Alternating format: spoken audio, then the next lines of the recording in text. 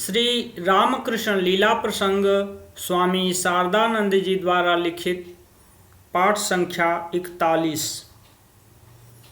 दक्षिणेश्वर का काली मंदिर। काली मंदिर की प्रतिष्ठा के संबंध में श्री रामकृष्ण देव की बातें।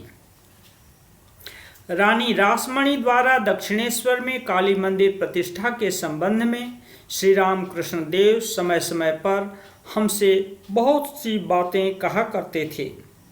वे कहते थे, रानी काशी धाम जाने का सब कुछ आयोजन कर चुकी थीं। यात्रा की तिथि निर्धारित कर उन्होंने प्रायः छोटी बड़ी 100 नावों में आवश्यक विविध द्रव्यादि रखकर उनको घाट पर तैनात कर रखा था। यात्रा की तिथि से ठीक पहली रात को स्वप्न में देवी का आदेश मिलने के कारण ही उन्होंने उस संकल्प को त्याग दिया तथा मंदिर प्रतिष्ठा के निमित्त उपयुक्त स्थान की खोज में लग गईं। वे कहते थे, गंगा का पश्चिम तट वाराणसी सदृश है। इस धारणा के वशीभूत हो रानी ने सर्वप्रथम भागीरथी के पश्चिम घाट पर अवस्थित बाली, उत्तरपाड़ा आदि गांवों में उपयुक्त स्थान की खोज की, पर कोई ठीक स्थान न मिल सका, क्योंकि रानी द्वारा पर्याप्त धन दिए जाने पर भी 10 आने 6 आने नामधारी वहां के प्रसिद्ध जमींदार वर्ग अपने अधिकृत स्थानों में ही दूसरों के व्यय द्वारा निर्मित घाटों पर गंगा स्नान करना नहीं चाहते थे। अतः बाध्य होकर अंत में उन्हें भागीरथी के पूर्व तटवर्ती इस स्थान को खरीदना पड़ा था। वे कहते थे, रानी ने दक्षिणेश्वर में जिस स्थान को मनोनीत किया था उसका कुछ भाग एक अंग्रेज का था और बाकी हिस्से में मुसलमानों का कब्रस्थान तथा गाजी साहब नामक पीर का स्थान था। इस स्थान का आकार कछुए की पीठ जैसा था। तंत्रों में कूर्म पृष्ठाकृति श्मशान भूमि को ही शक्ति प्रतिष्ठा तथा साधन के लिए विशेष रूप से श्रेष्ठ कहा गया है। अतः दैव प्रेरणा से ही मानो रानी ने उस स्थान को चुना था। साथ ही शक्ति प्रतिष्ठा के लिए शास्त्र निर्दिष्ट अन्यान्य शुभ दिनों में मंदिर के प्रतिष्ठा न कर स्नान यात्रा के दिन विष्णु पर्व में रानी ने श्री जगदम्बा की प्रतिष्ठा क्यों की, इस संबंध में चर्चा करते हुए श्री रामकृष्ण देव कभी कभी हमसे कहा करते थे कि देवी मूर्ति निर्माण के प्रारंभिक दिवस से ही रानी शास्त्रानुसार कठोर तपस्या करने लगीं। वे प्रतिदिन त्रिसंध्या स्नान, हविष्यान्न भोजन, भूमि शयन, यथाशक्ति मंत्र जप तथा पूजन आदि कर रही थीं। मंदिर तथा देवी मूर्ति निर्मित हो जाने पर जब धीरे धीरे प्रतिष्ठा का शुभ दिन निर्धारित किया जा रहा था एवं उस मूर्ति के टूटने की आशंका से एक संदूक में उसे बंद कर दिया गया था, उस समय चाहे जिस कारण से भी हो वह मूर्ति पसीने से भीग उठी थी और रानी को स्वप्नादेश हुआ, मुझे और कितने दिन इस प्रकार बंद कर रखना चाहती है। मुझको अत्यंत कष्ट हो रहा है। जितनी जल्दी हो सके मेरी प्रतिष्ठा की व्यवस्था कर। इस प्रकार दैव आदेश प्राप्त करने के पश्चात देवी की प्रतिष्ठा के लिए व्यग्र होकर रानी मुहूर्त विचरवाने लगी और स्नान यात्रा की पूर्णिमा से पहले कोई शुभ दिन न मिलने के कारण उक्त दिवस उस कार्य को संपन्न करने का उन्होंने निश्चय किया था। इसके अतिरिक्त देवी को अन्न भोग देने के निमित्त अपने गुरुदेव के नाम से रानी द्वारा देव मंदिर की प्रतिष्ठा आदि की उपरोक्त सभी बातें हमने श्री रामकृष्ण देव से सुनी थी। केवल मंदिर की प्रतिष्ठा के संबंध में राम कुमार जी का व्यवस्था प्रदान तथा श्री रामकृष्ण देव को समझाने के लिए राम कुमार जी का धर्म पत्रानुष्ठान ये दो बातें हमें श्री रामकृष्ण देव के भांजे श्री हृदय राम मुखोपाध्याय से विदित हुई हैं। दक्षिणेश्वर काली मंदिर में स्थायी रूप से पुजारी पद को स्वीकार करना रामकुमार भट्टाचार्य के लिए अभीप्सित नहीं था। यह हमें श्री रामकृष्ण देव की उस समय की बातों से ज्ञात होता है।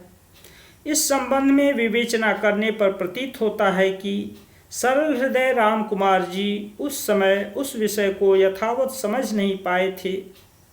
उन्होंने सोचा था कि देवी के लिए अन्न भोग देने का विधान देकर प्रतिष्ठा के दिन उस कार्य को स्वयं संपन्न करके वे पुनः झामापुकुर लौट जाएंगे।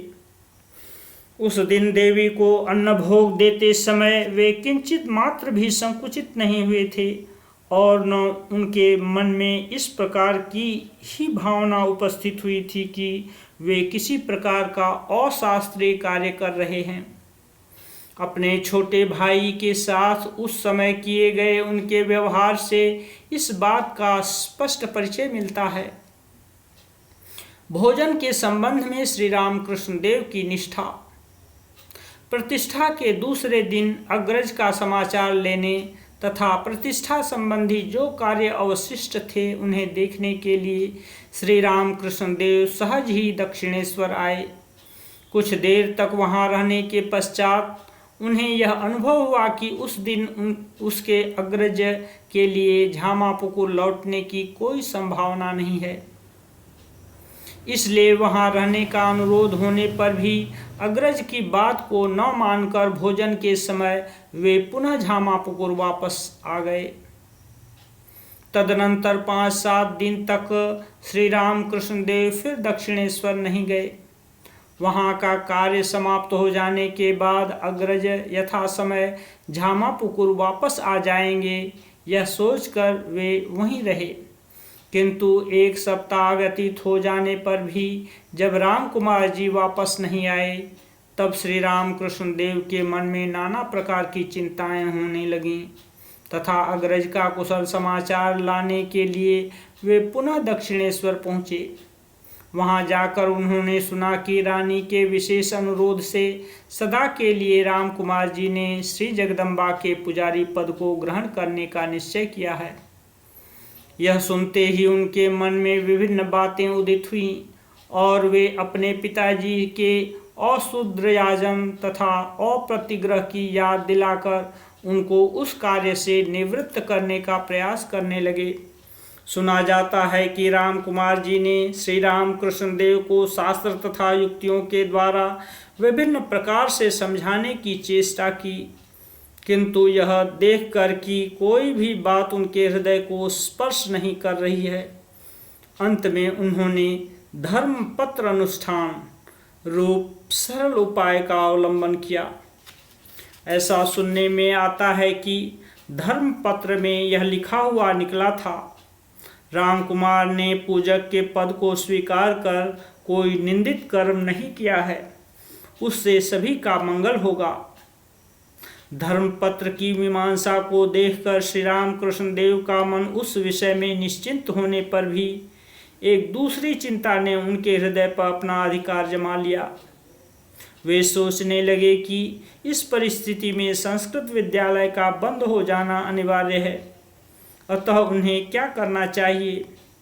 उस दिन झामापुकुर न लौटकर वे उसी चिंता में निमग्न रहे तथा रामकुमार जी के कहने पर भी देव मंदिर में प्रसाद ग्रहण करने को सम्मत नहीं हुए। रामकुमार जी ने उनको कई प्रकार से समझाया तथा कहा, प्रथम तो यह देव मंदिर है, फिर गंगा जल से रसोई बनी है, सर्वोपरि श्री जगदम्बा का भोग लगाया गया है, अतः उस प्रसाद को ग्रहण करने से कोई दोष नहीं होगा। किंतु श्री रामकृष्ण देव के लिए ये बातें न्याय संगत प्रतीत नहीं हुई। तब रामकुमार जी बोले, तुम सीधा यानी सूखा सामान लेकर पंचवटी के नीचे गंगा गर्भ में स्वयं अपने हाथ से रसोई बनाकर भोजन करो। इस बात को तो तुम मानते ही हो कि गंगा गर्भ में अवस्थित समस्त वस्तुएं पवित्र हैं। भोजन के संबंध में श्री राम कृष्ण देव के मन की प्रगाढ़ निष्ठा उनकी अंतर्निहित गंगा भक्ति के सम्मुख उस समय पराजित हुई। इससे पहले शास्त्रवेत्ता राम कुमार जी युक्ति आदि की सहायता से समझा बुझाकर उनके द्वारा जो कार्य नहीं करा पाए थे, वह कार्य विश्वास तथा भक्ति के द्वारा संपन्न हुआ। श्री राम कृष्ण देव इस बात पर राजी हो गए और इस प्रकार से भोजन कर दक्षिणेश्वर में रहने लगे।